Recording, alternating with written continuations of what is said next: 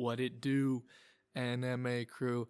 And man, listen, today I just watched Mulholland Drive, actually last night, and I'm gonna rant about it because I got sucked into a session of I say I got sucked into it. I initiated a session of the finals last night, which lasted pretty much until I went to sleep. So I didn't get to rant about Mulholland Drive right after I finished it. But this is a very weird movie. It's definitely very respected in cinephile circles. I've heard a lot of great things about it. You know, mumblings and rumblings. It is my first David Lynch project that I've ever seen. And I think I already am starting to get a decent feel for his style based on like what I've heard and now that I've seen it in action. And it's very weird. It in many ways reminds me of Under the Silver Lake, which I'm not sure who directed Under the Silver Lake. But in the sense that it's all supposed to be like a dream sequence. I believe what happened was the first half was a dream sequence, and then the second half was a bit more potentially interspliced with the real life reality of this girl. Like maybe the last third would be a more accurate breakdown of it, but it's like all fractured pieces of the psyche of a struggling actress becoming disillusioned with Hollywood, basically. And it's all of her. She's like sexually frustrated, she's depressed, she's down on herself, she's coming to terms with her career not panning out. She's like suicidal. Like there are many things going on in her head, and she works as like a waitress, and she has a crush on this like actress girl who she really wants to get with. And when she goes to sleep, she has these like fantasies about that actress girl having a concussion and forgetting who she is, and then like wandering into her house, and then she's the one who's able to like care for her, and then eventually they end up together and they have sex, and it's like, you know, this whole thing, and she gets selected to be in this film with her, you know, and everything works out and it's all happily ever after. But it's also like slowly being, it's like her dream coming true, like her most idyllic situation where she gets the girl, she gets the part, she's an awesome actress and everything goes well. That just sort of slowly eroding around her, as like there's this like really odd conspiracy going on with everybody just arbitrarily being like, this is the girl, this is the girl that's gonna make it, she's the one, this girl's gonna be in no matter what, we're gonna restructure the entire project if this girl doesn't get in, this is the girl. And it sets this really weird, like uncanny, austere little like dreamlike vibe to it, because it's not only in the dialogue, but also in just like the posing of the characters, the feng shui of the sets and the rooms. It's just, it's so odd, and it jumps from scene to scene in such a weird way.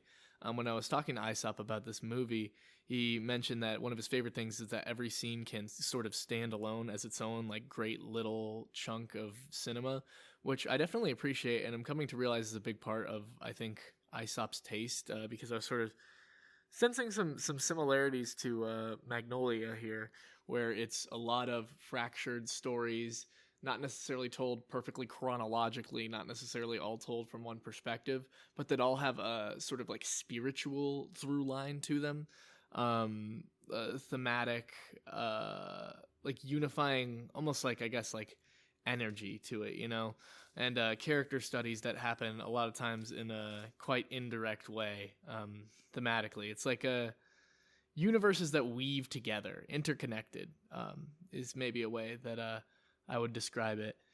And it was very interesting in that sense and from that perspective, because it's like all these characters are pretty much from the viewpoint of this one girl in her dream. That's why the Rita / Camille girl was sort of like a damsel in distress, and that's why, you know, the higher ups were like so combative and conspiratorially against her getting the part, because it's like, yeah, as I said when I was talking to him last night, it's like, yeah, this is exactly, I could see a paranoid young actress worried that her life is just going to spiral out of control because she won't make it, would think, would stress, would worry about the industry being. And pretty much every scene can be like that. But then there's just such weird scenes, like there's a person behind the wall at the Winkies, that's the place where she works. And then there's like the scene where she's like making out with the old dude. It's like an audition, and they were like, yeah, no, I mean, that's not gonna do anything. Like, that's not gonna get made. But you really did great. Like, it's just like, what am I watching? I'm watching like this girl like really get into making out with this like old dude in a room full of other people staring at her and like being like impressed, and then one guy who's like not really like totally paying attention, and apparently it's all for nothing, and it's just like this weird, it's just like, what is this like bizarre little freaky inner circle?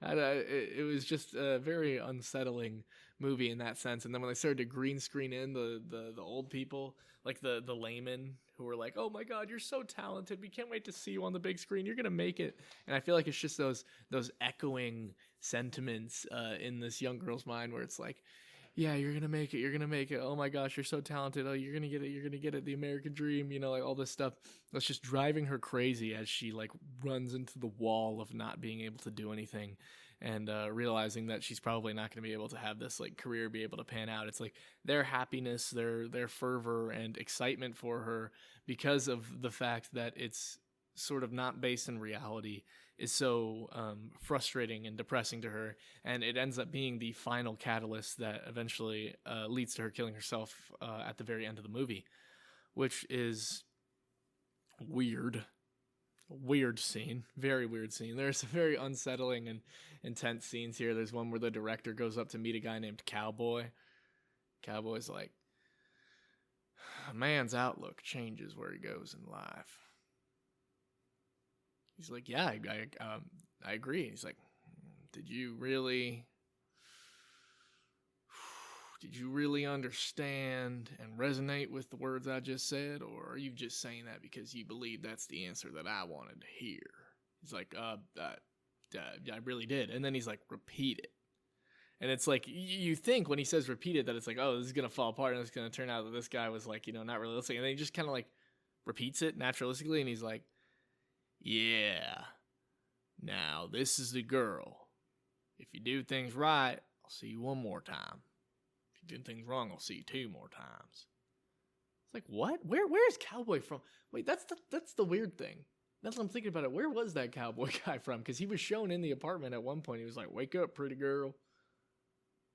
What was his significance? I actually have like legitimately no idea. I haven't the faintest idea. I really liked, my favorite scene was the No I Banda one, where they were like, it was like this giant performance where this magician was basically making the point that like, it's all pre-recorded, everything's decided from the beginning, it's an illusion, it's like, pure nepotism at play. And the biggest dramatic reveal of that was when the lady singing that like absolutely beautiful opera just dropped dead in the middle of it, and the vocals kept on going, and it was like, oh shit. Yeah, this is not what it appears at a first glance. But yeah, it's that sort of like really off kilter vibe that sort of gets into the head of the character in the first place. That particular brand of unease and lack of confidence in how the entire system really works and what's actually going on, sort of definitely reflects, I think, this young girl's spiraling view on the world and, Hollywood itself. So it's definitely very interesting.